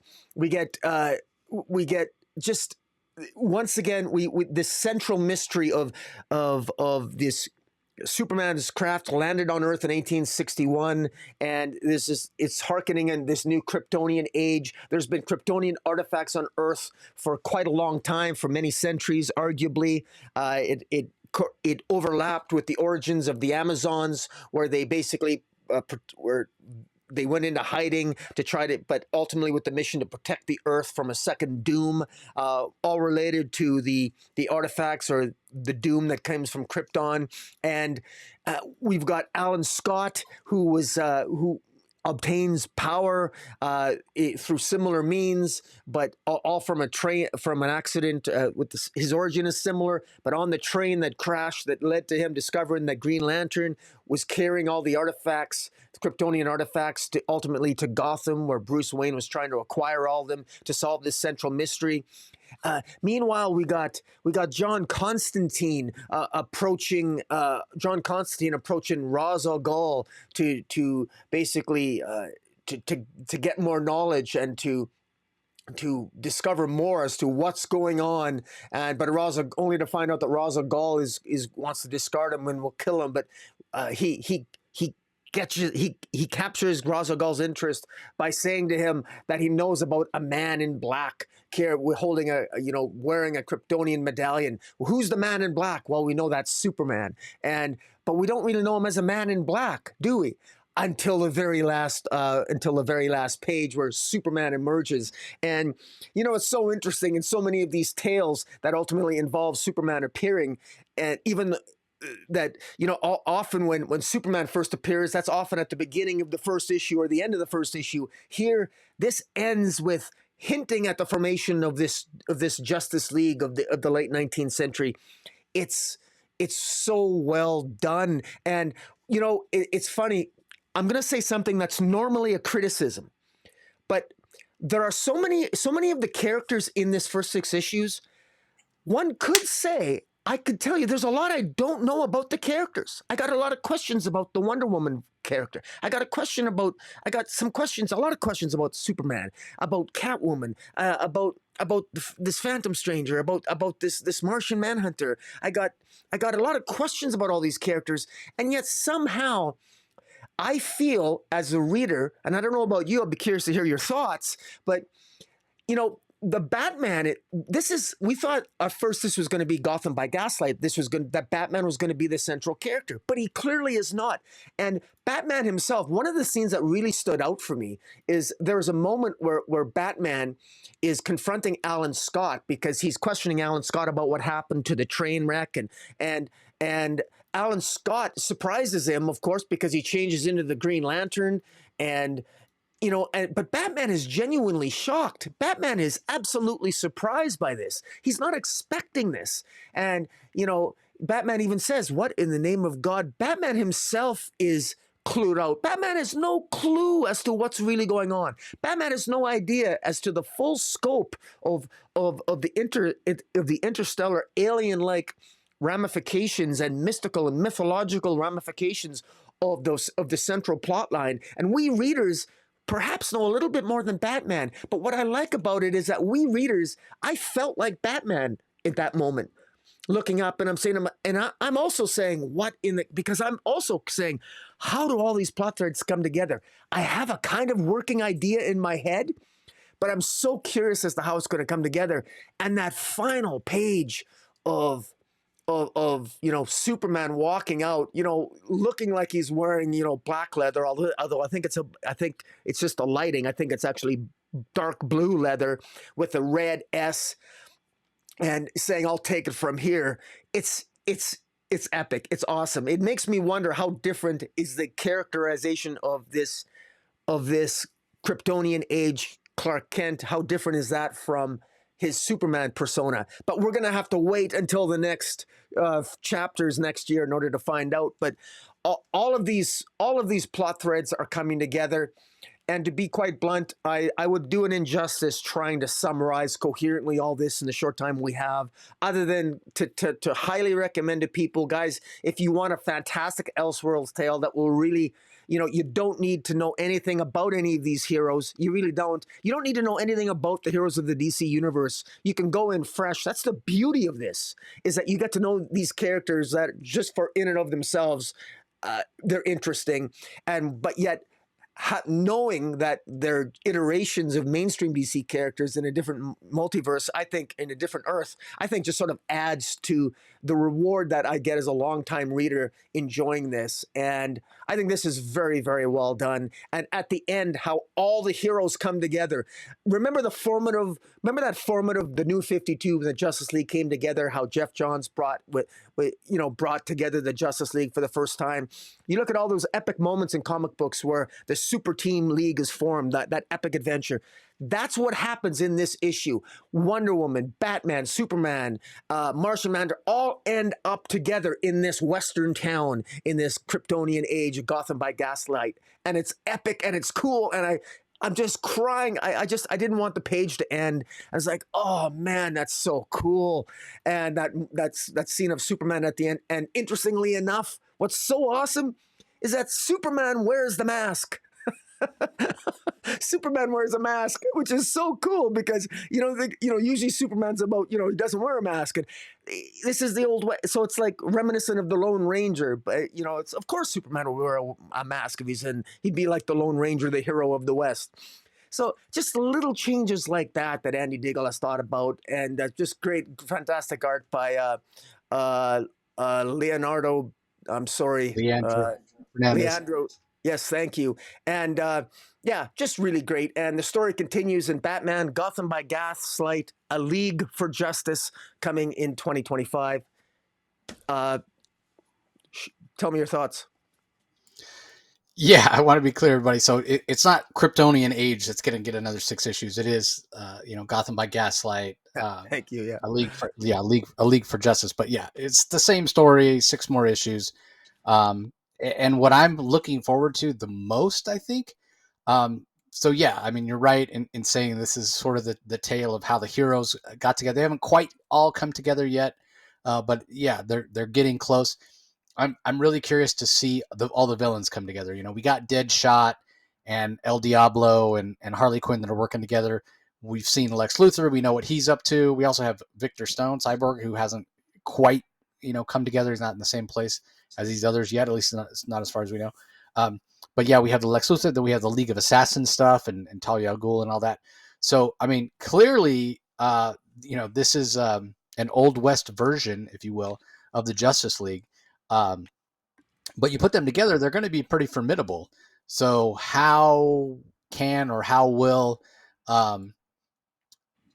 this group of villains, any one of them standing on their own probably can't go up against them. They're this group of heroes, the Justice League, basically, without banding together themselves. So how that's going to happen, we'll have to wait and see. I'm also, you mentioned not knowing these characters much. So we thought it was Phantom Stranger, and that was sort of hinted at, but I think it's actually Martian Manhunter. That was in the top coat and the hat, or maybe it's some amalgamation of both. We'll have to see. But if you're watching us on YouTube, you can see there when Diana throws her lasso around him. Yeah, it looks like Martian Manhunter. So how that's going to play out, really interesting to see as well. Yeah, the art is fantastic. The pacing is great. I too am like, oh man, we got to wait all the way until next year till this comes out. Like I'm ready for it now. So yeah, we'll have to wait and see. Again, how these heroes all come together, and because again, they're a little obviously less trusting of each other, just based on the world that they come from, and they are quite a bit different from their main universe counterparts. Wonder Woman apparently being very, very old here and coming from sort of an underworld kind of place. What is Superman's origin? Batman, not a very trusting person by nature, especially of somebody like Alan Scott, who's been a con man, I guess you'd say, or swindler maybe. John Jones or Martian Manhunter being an alien. So yeah, how are they coming together? How are they going to learn to trust each other in a short period of time? Really curious to see how that goes. You're right about the art from Leandro Fernandez. Really interesting. What's Constantine's role to play in all this? Yeah, just this is. You said it at the beginning of your talk about the issue. Like we expected this to be about Batman. Expected it to be somewhat of a small scale. This is not at all what I thought it was going to be. It's almost like you say, Batman Gotham by Gaslight. man, in name only. That's almost just there to let people know, hey, this is an Elseworlds tale. Because I think if you just called, if they had just put it out and called it the Kryptonian Age, I don't know if people they wouldn't have known what to expect, and probably would have been less likely to pick it up. And this is a story that definitely should be picked up. It should be read. It deserves to be read. It's absolutely fantastic. So, yeah, big big fan, and another possibility for book of the week. But I don't know about you, Rocky. I have no idea what I'm picking, even now after talking about all these books. So, to give myself more time, let me let everybody know about the collections that are coming out this week. We've got Green Lantern by Jeff Johns, Book 4 trade paperback, which collects Green Lantern 26 through 38, as well as Final Crisis Rage of the Red Lanterns. And then there is a DC Finest, Wonder Woman Origins and Omens, which collects Wonder Woman from October 2007 to 2009. So that's the 2006 series, number 14 through 35, as well as Outsiders 5 of a Kind, Wonder Woman Grace number 1, and The Brave and the Bold number 7. And then we also have Zatanna and the Ripper volume 4, which is collecting the Webtoon Zatanna series, episodes 31 through 38. So if any of those sound like they're up your alley, they are available. So I guess it's the moment of truth. We can't delay it any longer. You have any idea what you're picking for Uh, book of the week? I do, and yeah, I got it. I'm gonna rank them. This was very difficult, but I'm gonna go with I'm gonna go in third place. And by the way, all these could be first place. They're all tied for first. But if I have to rank them, and we got to follow rules, sir, so I have to rank them. So I'm gonna put in third place is Green Lantern, or Jeremy Adams' Green Lantern. Second place. Second place. Oh man. Second place. I'm gonna put Absolute Batman, because at the end of the day, Gotham by Gaslight, the Kryptonian Age, I think Andy Diggle managed to do something that so impressed me with what he did with that sixth issue, and enticing me, and frankly, given a cliffhanger in a way that, talk about me waiting anxiously for 2025 just so I could get the next issue of Gotham by Gaslight. And yeah, so it was a tough choice for me, but boy, what a wonderful problem to have. And but I got to go with Gotham by Gaslight. What about yourself? Yeah, it's so tough, man. God, it's so hard. I guess I'll rank my top three as well. And interchangeable. They really could go in any order, but I'm going to go with Black Lightning as third. But definitely worthy. Like the way I'm trying to figure it out in my head is like, man, if I could only recommend one book for people to read this week. But yeah, I mean, Black Lightning, if he's a character you really enjoy, then yeah, that's the book for you. So I'm going to go with that. Um, I really thought, again, I mentioned it when I first read Absolute Batman. I thought for sure that was going to be my pick of the week. Um, and man, it's definitely worthy. But I'm going to put that at number 2, and then I'm going to go with Green Lantern um, as my number 1. Uh, and my reasoning for this, everybody, is that I think that to put that amount of story in just a regular issue, what Jeremy Adams managed to do, and all the plates he has spinning, and the gorgeous art by Xermanico, that's why I'm giving the slight edge over Absolute Batman, because Absolute Batman is focusing on one character, and it's doing it really, really well. And the time again, and Scott, obviously Scott had no idea, like I said, and Nick Dragota had no idea at the time, but still a very important message, as I talked about, like this idea of, hey, tragedy and setbacks or whatever, but just keep advancing forward. I mean, that's such a great thing to aspire to.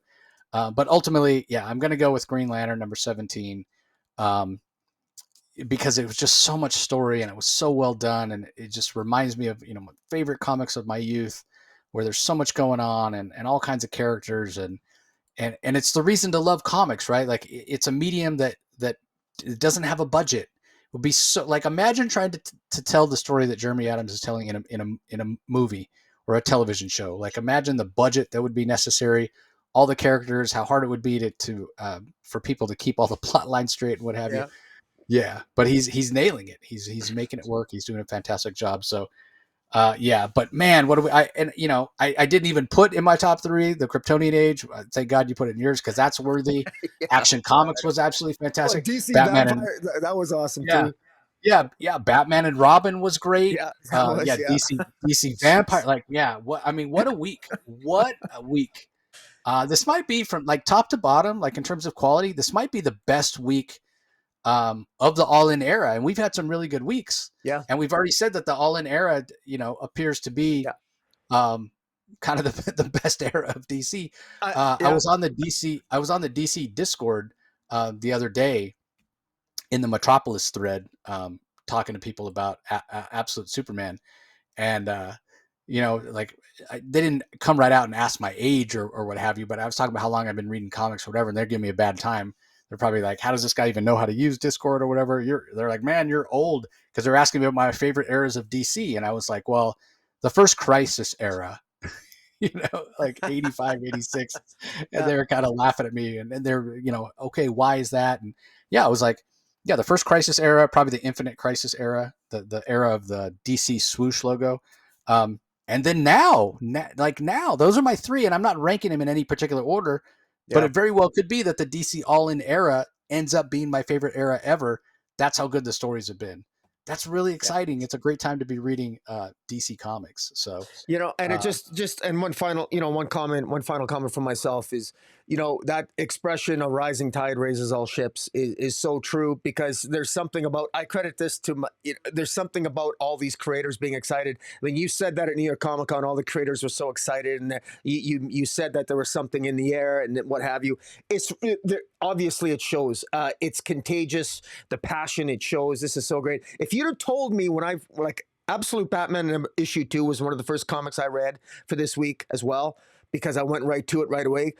If you'd have told me that our picks of the week would have been 2 other comics other than Absolute Batman number 2, I'd have told you were crazy.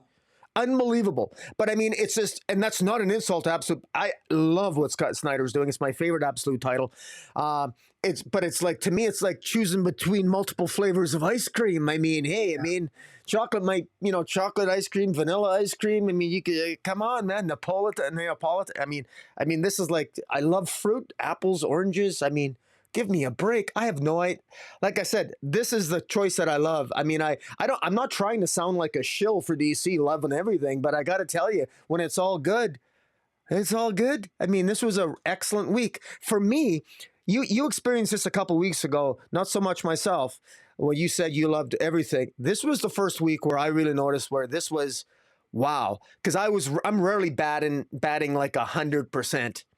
But this was a week where everything I read was pretty good. Even the one we never reviewed, by the way, the multiverse, that with the Bugs Bunny thing there. That was the, I forget what the hell that was. Multiverses. Yeah, the multiverse collision detected issue 5. Yeah. I mean, that was kind of a fun read too, to be quite blunt. So, anyways, first world problems, my friend. It's good, great week. Yeah, and to go hand in hand with this, and I experienced this today when I talked to Ram V about New Gods, right? From at San Diego Comic Con, continuing to New York Comic Con, continuing to my interview today with Ram V. The creators being so excited. They want you can. They're like they're holding back because they're afraid of saying too much, but they're so excited. They can't wait for these stories to get out there in the world for people to experience them and what have you.